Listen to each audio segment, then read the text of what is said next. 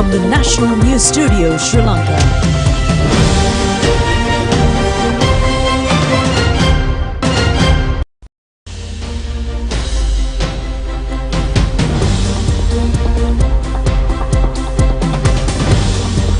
Good evening. This is the National News broadcast coming to you live from the National News Studios here at Rupavahini and Prashant De Silva. A very good evening to you. I'm Sharifa Tahir. Let's take a look at the headlines.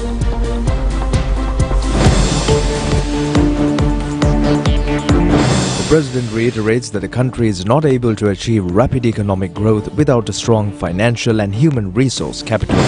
Several districts and provinces in the island receive heavy rainfall. It has been reiterated that there is no increase recorded in allergic condition of Sri Lankan medicine in comparison with other countries.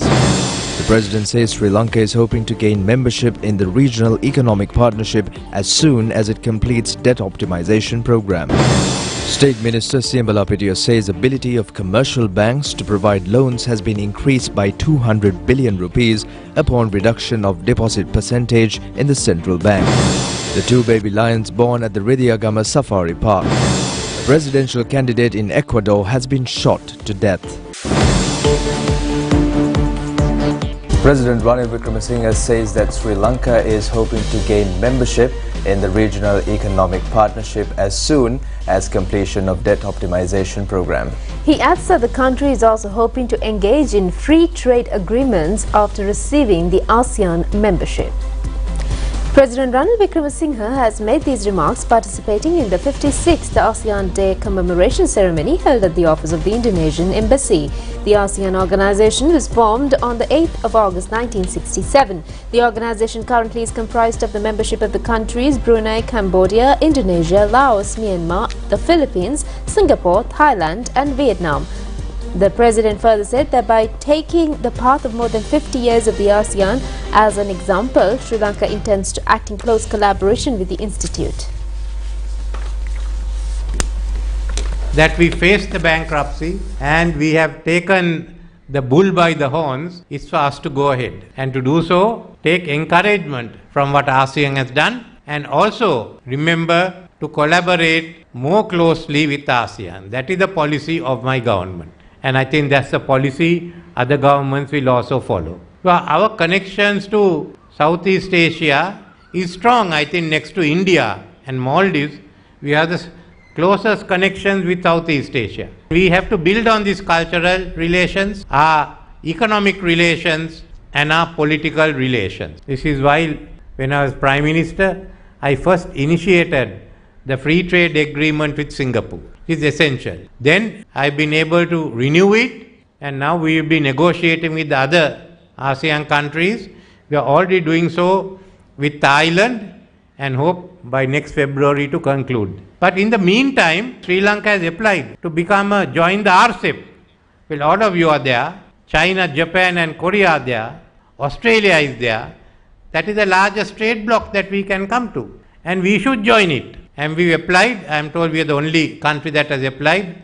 And once debt restructuring is over, we'd like to play our part in the RCEP and at the same time keep negotiating with the other ASEAN countries our own free trade agreement. This is what we have to do. We couldn't get into ASEAN. We refused to get into ASEAN, not that we couldn't. And now we must join the RCEP and go ahead. There's no reason for rejecting the RCEP. We have also given support to Indonesia as the maritime fulcrum. We have not moved away from that.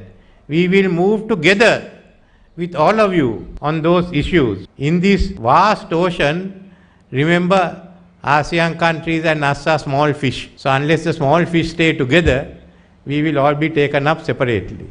So it's much better for us to deal with everyone, deal with friendship and say no rivalry, certainly in our backyards or our front lawn. That's the main thing that we have to say. There's also another area which we have to and we must cooperate. Climate change. You can see the crisis of climate change. The UN Secretary General is calling for acceleration of the climate agendas. So it's essential that we work together. That means ASEAN and the other countries like Sri Lanka work together on climate change and also realizing the potential of the blue economy. So there's a lot of work that we have to do together. I've just outlined some, and to say that we have to go hand in hand and work together with ASEAN. There's no other option. The Department of Meteorology predicts thunder showers tonight in the eastern and Ubud provinces as well as in the districts of Mullaitivu and Vavuniya. A dry weather condition may prevail in the rest of the island. However, minor rainfall is possible in the western and Sabaragamu provinces and in the Galle, Mathura, Kandy and Nuwara districts. The department further forecast of a temporary strong winds and lightning that accompany the showers. It also calls on the general public to take precautions to minimize the accidents caused due to lightning. Rain is also possible in the coastal areas beyond Colombo to Mathura via Galle. Director General of the Department of Meteorology Atula Karunanayaka said that rainy conditions could be expected in western, Sabaragamu, central and eastern provinces. 10 houses were reported to have been completely destroyed and 70 damaged in strong winds in Wahalkada in Horupotana yesterday. Divisional Secretary Horupotana MKG Moravaka says immediate action has been taken to provide relief to those affected. Many cultivated lands in Bandarawela, Valimada and Badulla are facing the threat of destruction due to prevailing dry weather condition. However, heavy rain was reported in these areas last evening, ending the drought condition. A Pirit chanting ceremony minor rainfall was reported in Vavuniya, Madawachia and Poonava areas last evening. Strong winds that prevailed have caused the falling of trees in the roadside.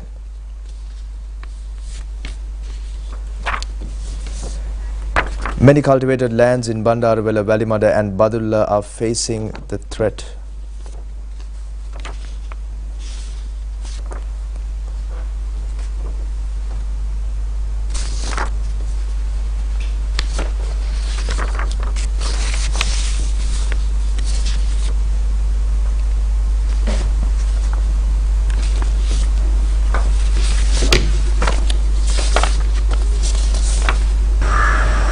Water levels in the reservoirs in Kasarwe and Mausakale have gone down rapidly.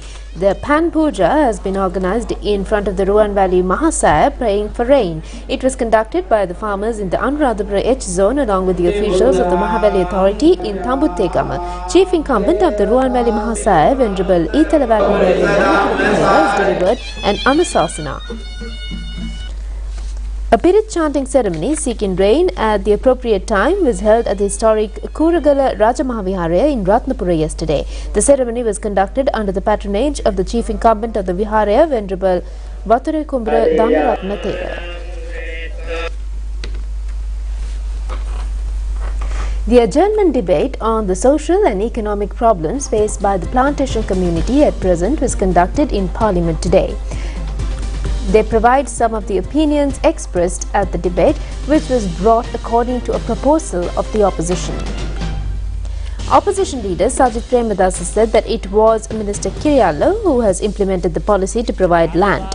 He added that, however, the present government has brought communalism, religious differences to the issue and made the workers to remain in the state of labourers.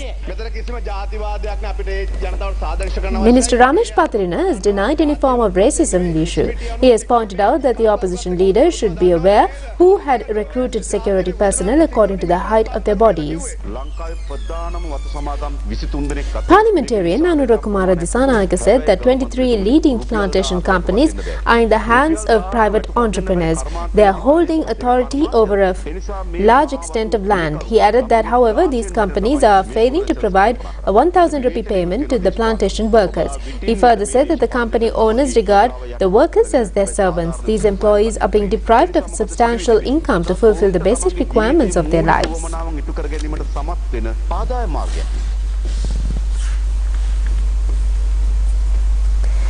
President Ranil Wickremesinghe reiterates that a country could not attain rapid economic growth without a strong financial and human resource capital.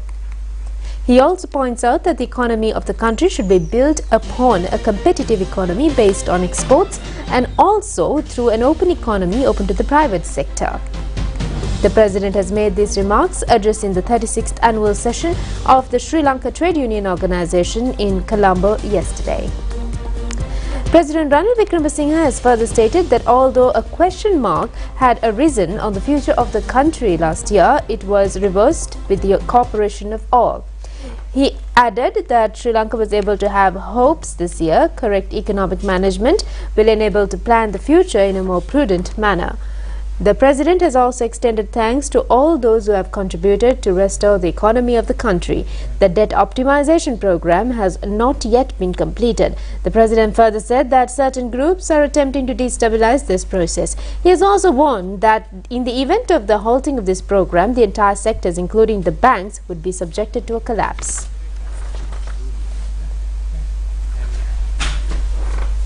And a question mark over the future of Sri Lanka. Last year, when I met you, the situation was much gloomier, and many of you had a question mark over the future of Sri Lanka. But all of you cooperated in turning it around. So first, let me tell you, thank you.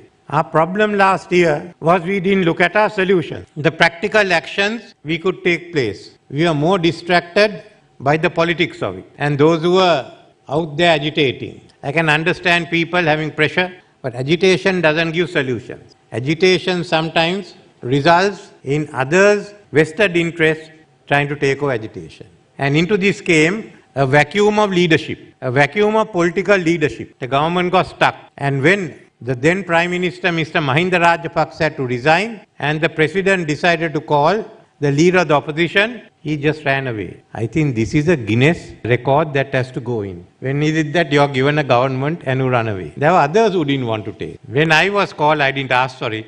When I was called, I had to think whether I should go into this business again, in virtual semi-retirement. But the country was in a crisis. I knew you could turn it around, stabilize it politically and economically. So despite all the criticisms, I accepted the job because I knew we could do it. And within a month or so, we got to grips with it. What was wrong, what had to be done.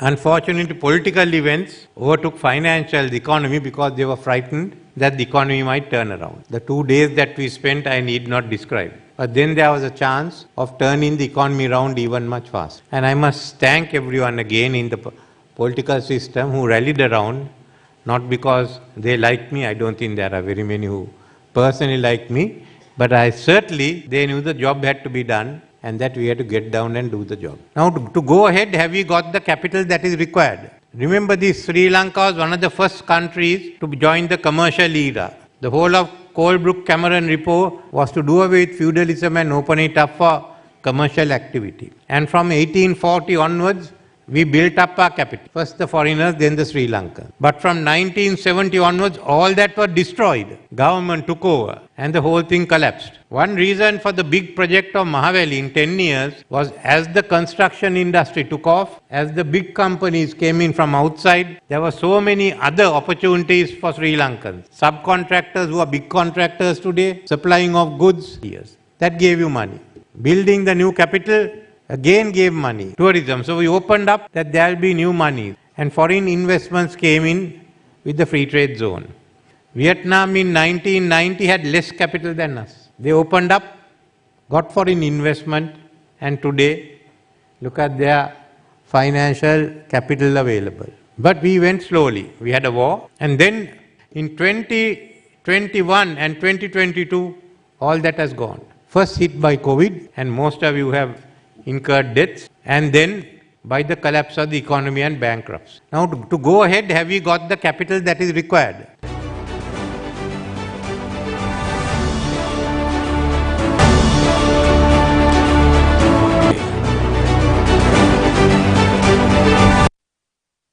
Minister Harin Fernando says that Sri Lanka could be relieved from its economic crisis by promoting the tourism sector. The minister has made these observations at a media briefing to outline the anticipated targets from the tourism industry from this year and the next. 5,000 tourists arrive in the island daily. Tourism says changes relating to tourism industry are being carried out successfully with the promotional activities.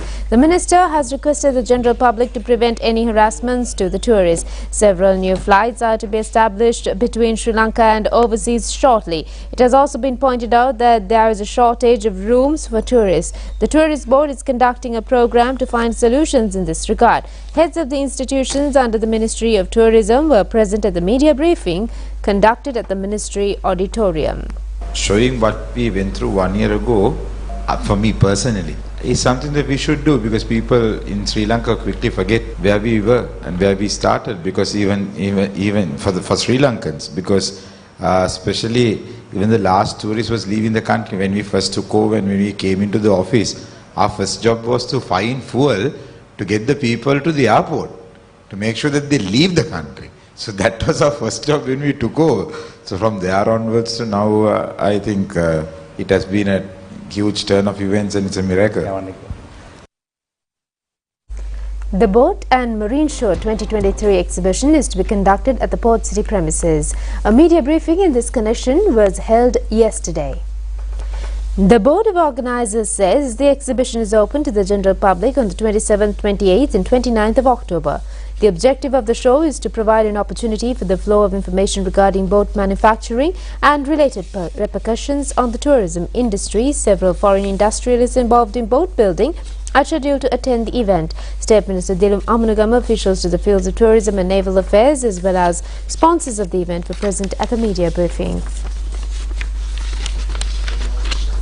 But Sri Lanka is a resilient nation. Sri Lankans are with so much of capacity. Sri Lankans are with so much of innovation, and this boat show is also one of those testaments to show what Sri Lankans could actually do. I still keep wondering, we are an island nation. We have water all around us. We are an island nation. We are a beautiful island. Not just a normal island, we have the best waters. We don't have sharks in the water. Our waters are warm.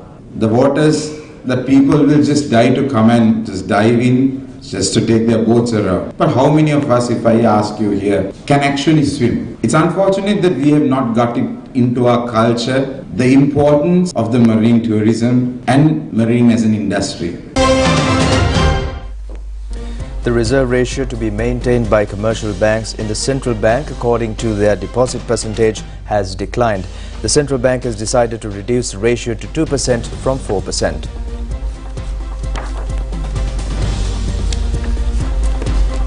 State Minister of Finance Dr. Ranjit Siambalapitiya says that the decision of the bank is a tremendous boost for the growth of the economy. According to this decision, the ability of the commercial banks to grant loans will be enhanced. It is hoped that the amount of debt to be extended will go up by 200 billion rupees.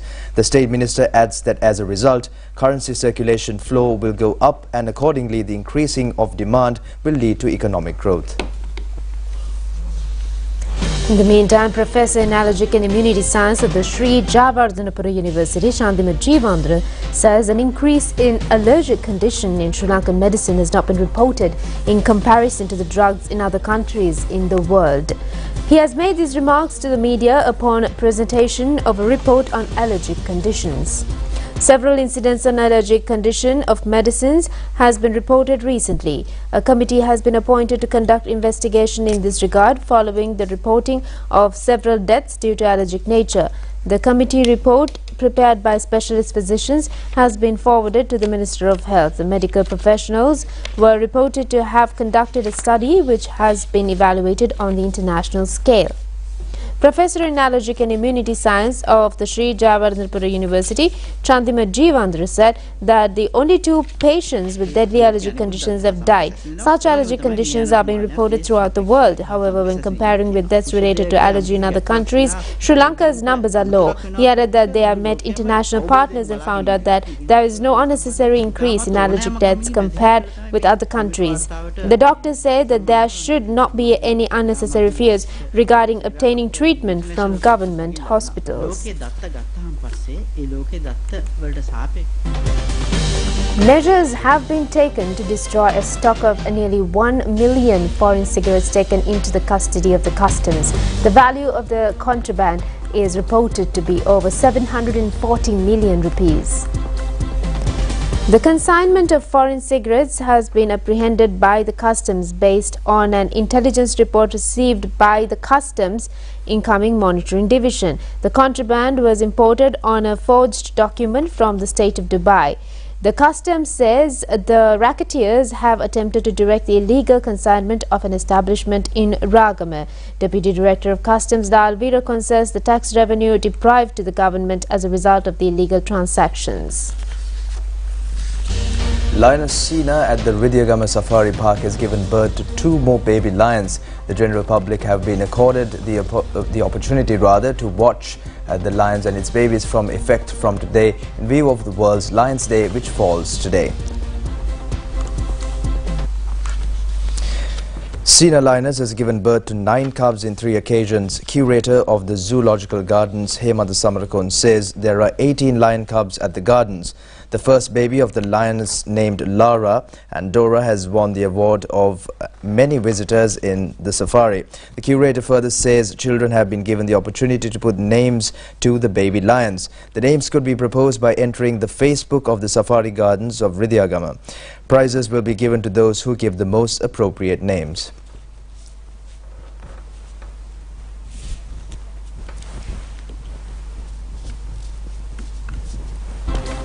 The Student Collective of Private Universities has convened a media briefing today in order to express their opposition to the opinion of the Inter-University Students' Federation not to give permission to private universities.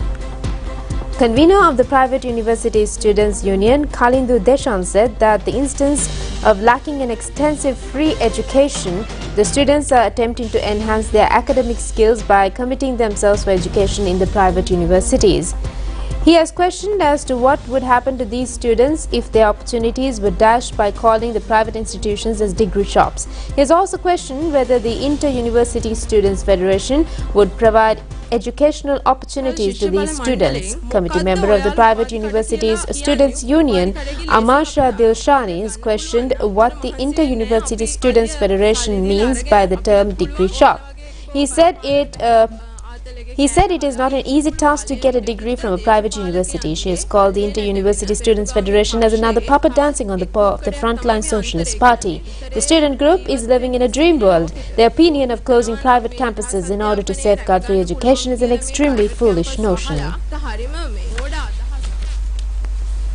Meanwhile, the police have launched a water cannon attack on a protest march of the Inter-University Students' Federation in Kidlapana today. The Maligakanda Magistrates Court has issued an order banning a protest organized by the Students' Federation. Convener of the Inter-University Students' Federation, Madhushan Indrajit, convener of the Bhikshu Balamandale, Venerable Galvava Siridamathera, and 8 others have been issued the banning order. The central bank has raised preliminary objections pertaining to the fundamental rights petition requesting to reduce the interest when investing money in the Employment Provident Fund to 9%. It has also been requested to annul the petition without taking it for consideration. A 3-member panel of Supreme Court judges comprising Justice Vijit Malalgoda, Justice Gamini Amarasekara and Justice Arjun Obesekara have examined the fundamental rights petition today. The preliminary objections have been raised by President's Counsel K. Kanageswaran, appearing on behalf of the Governor and the Board of Finance of the Central Bank. The fundamental rights petition has been submitted by a member of the EPF as well as a financial analyst, Chaturanga Besingha. The government has decided to reduce the interest being levied when investing in treasury bills and bonds of the EPF to 9%. The petitioner has stated that such a decision would violate the fundamental rights of EPF members and requested to deliver a verdict stating in this regard. Minister Dr. Bandula Gunawardena says that the aim of the government is to complete expeditiously the construction of Port Entrance flyover, overcoming all challenges. He points out that the Port Entrance overhead bridge is an extremely important road development project in the island. The minister has made these observations participating in a ceremony held in connection with the completion of a portion of the Marine Facility Centre at the Colombo Port's premises, which is being conducted in parallel to the port entry roadway yesterday. A new building complex with 17 floors has been constructed in the port premises according to the Chinese traditions. The Asian Development Fund has spent 5 billion rupees in the project. The minister also said 71% of the construction in the flyover project has already been completed. The distance of the port entrance roadway is 5.3 kilometers. The work is expected to be completed by August next year. Minister of Ports, Shipping and Civil Aviation Nimal Siripala de Silva was also present.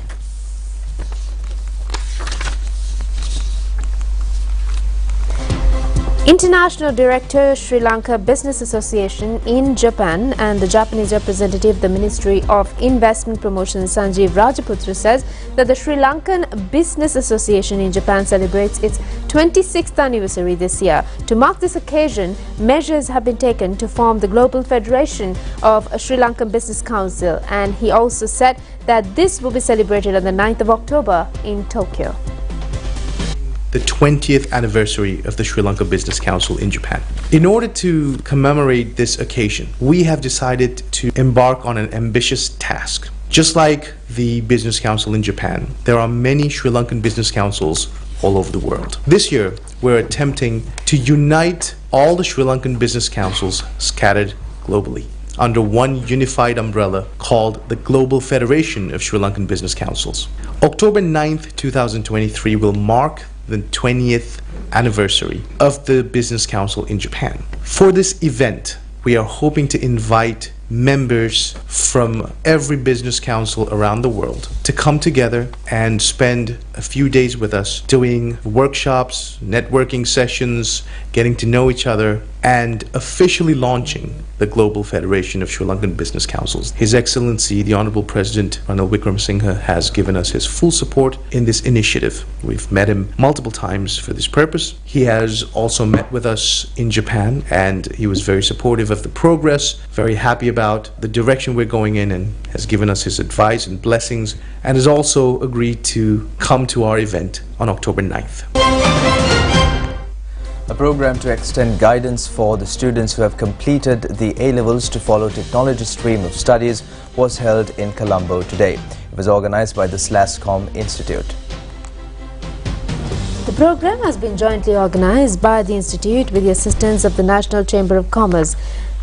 The objective was to encourage educational and employment promotion, encouragement of research and innovations, and to extend assistance for the creation of a future vision and progressive national policy framework.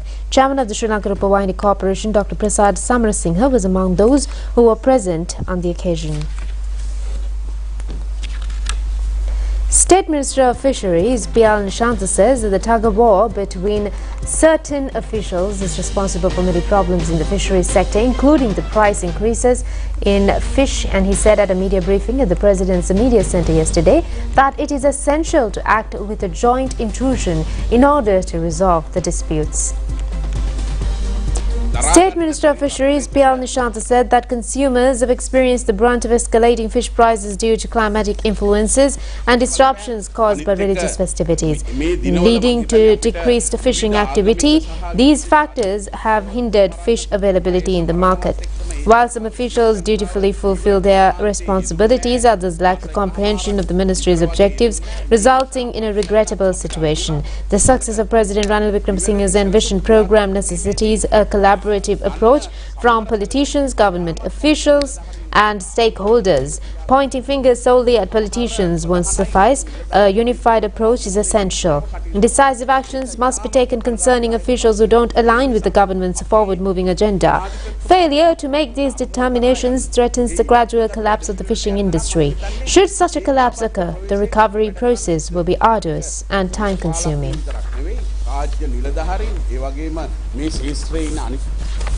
Well, that's it on local news. We'll be back with news overseas.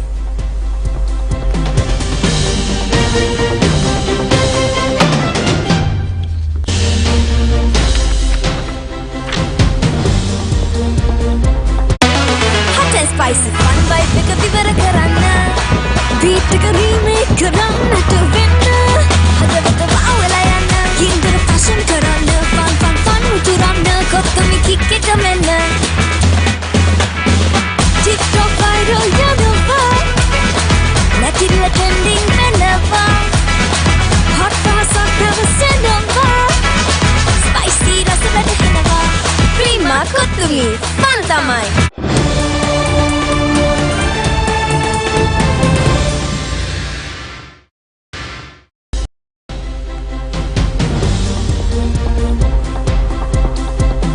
Welcome back. We move on to news overseas now. A candidate in Ecuador's forthcoming presidential election who campaigned against corruption and gangs has been shot dead at a campaign rally. Nando Villavicencio, a member of the country's National Assembly, was attacked as he left the event in the capital Quito yesterday. The candidate is one of the few candidates to allege links between organized crime and government officials in Ecuador. Criminal gang called Los Lobos or Bolshas claimed responsibility. Los Lobos is the second largest gang in Ecuador with some 8,000 members, many of whom are behind bars. The gang has been involved in a number of recent deadly fights and in which scores of inmates have been brutally killed. A breakaway faction from the Los Llaneros gang, Los Lobos, is believed to have links to the Mexico-based Jalisco New Generation cartel, for which it traffics cocaine.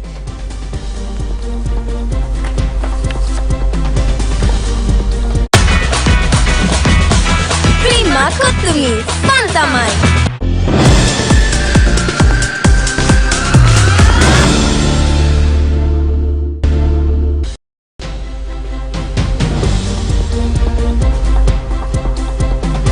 The final stage of the Sri Lanka Premier League cricket tournament will commence in Colombo tomorrow.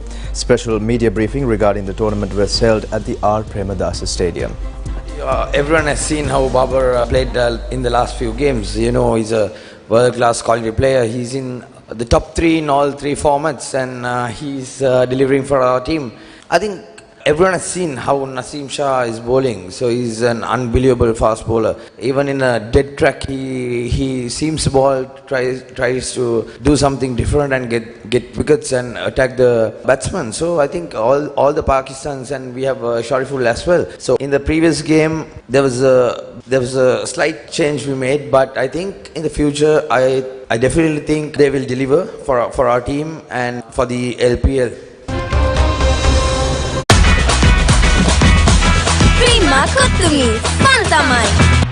And that's all the news we have for you tonight. Do join us tomorrow at the very same time for the latest. Together with Sharifah Tahir and Prashant De Silva. Good night. Good night.